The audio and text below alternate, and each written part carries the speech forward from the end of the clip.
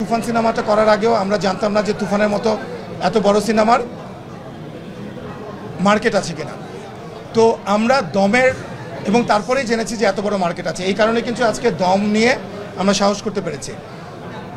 আমাদের 6 নাম্বার সিনেমার আপনাদেরকে বলি, যতগুলো সিনেমা আমরা করেছি এর মধ্যে সবচাইতে বড় বাজেটের সিনেমা এটা। It is becoming a international film, যেখানে ইন্টারন্যাশনাল অনেক ট্যালেন্ট কাজ করছে। যেটা হয় যে ফাইনাল পরীক্ষার আগে একটা দিন পরে পরীক্ষাটা হলে আমাদের আরও কত পড়তে পারতাম। তো আমার ডিরেক্টরকে নিয়ে আমি এই বিপদে আছি। আমার ডিরেক্টর সারাক্ষণই ওই যে বললাম গত 1.5 বছর 2 বছর ধরে যে স্ক্রিপ্ট তৈরি করা। আপনারা জানেন যে আমাদের 5টা ফিল্ম আমরা করেছি। দম আমাদের 6 নাম্বার ফিল্ম হতে যাচ্ছে আমাদের SBF আলফা এন্টারটেনমেন্ট লিমিটেড থেকে। এবং আমরা সবসময় বলি যে আমরা একটু কন্টেন্ট নির্ভর কাজ করতে চাই, গল্প নির্ভর কাজ করতে চাই, একটু মেথডিক্যালি আমরা সমস্ত কিছু করতে চাই।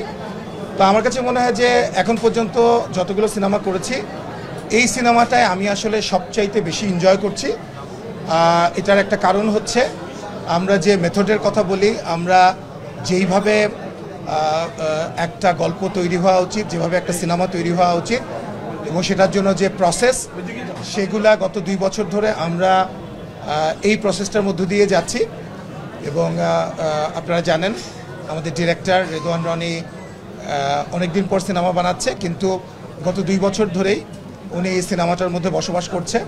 শুধু তাই নয়, আমার কাছে মনে হয় চঞ্চল ভাই, নিশো, এবং আপনারা দেখলেন যে আজকে হয়তো আপনারা জানলেন যে পূজা চেরি যুক্ত হয়েছে, কিন্তু অ্যাকচুয়ালি এই প্রসেসটার মধ্যে পূজাও যাচ্ছিল অনেকদিন ধরেই। তো সবাই কিন্তু এই প্রসেসটার মধ্যে আছে এবং আমিও আছি। এবং ডিরেক্টর, আমি সবসময় বলি যে আমি হচ্ছে ডিরেক্টরস প্রডিউসার।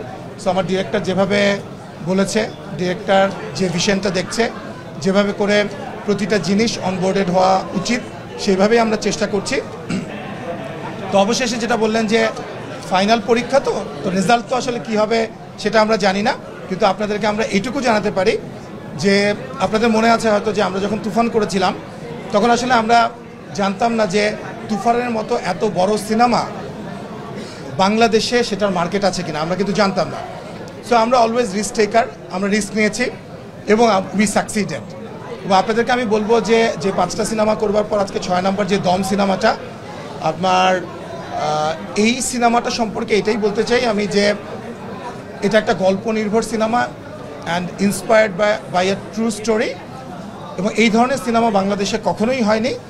এবং এই সিনেমার পোর্ট্রে করার জন্য যে ধরনের বাজেট প্রয়োজন, যে ধরনের স্কিল প্রয়োজন, যে ধরনের অ্যাক্টিং স্কিল দরকার, ডিরেক্টরের যে বিচক্ষণতা দরকার, আমাদের রাইটারদের যে বিচক্ষণতা দরকার, আমি অ্যাজ এ প্রডিউসার আমার কাছে মনে হচ্ছে যে আমরা আজকে প্রি প্রোডাকশনে যে স্যাটিসফ্যাকশন সেটা এসছে।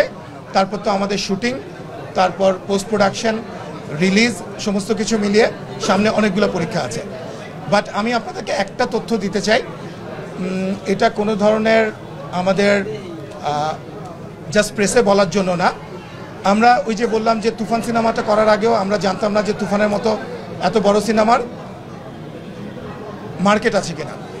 তো আমরা দমের এবং তারপরেই জেনেছি যে এত বড় মার্কেট আছে। এই কারণে কিন্তু আজকে দম নিয়ে আমরা সাহস করতে পেরেছি।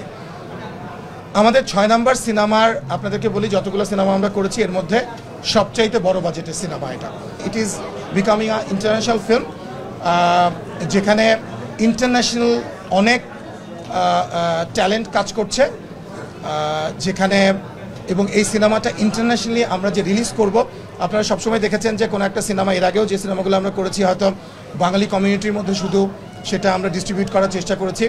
যেহেতু আমরা কাজাকিস্তানে শুটিং করছি, কাজাকিস্তান, আজারবাইজান, উজবেকিস্তান থেকে শুরু করে রাশিয়া বলেন এবং অন্যান্য যে মার্কেটগুলো আছে যেগুলো বাংলা ফিল্ম কখনো ঢুকতে পারেনি, সেই মার্কেটগুলোতে আমরা এক্সপ্লোর করব দম নিয়ে।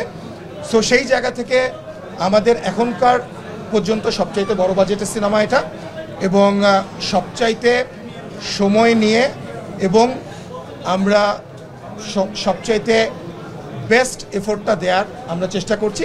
বাকিটা তো দর্শকের হাতে, কারণ দর্শক এই পর্যন্ত আমরা যতগুলো রিস্ক নিয়েছি আমরা দেখেছি দর্শকরা আমাদেরকে কখনোই ডিসঅ্যাপয়েন্ট করেনি।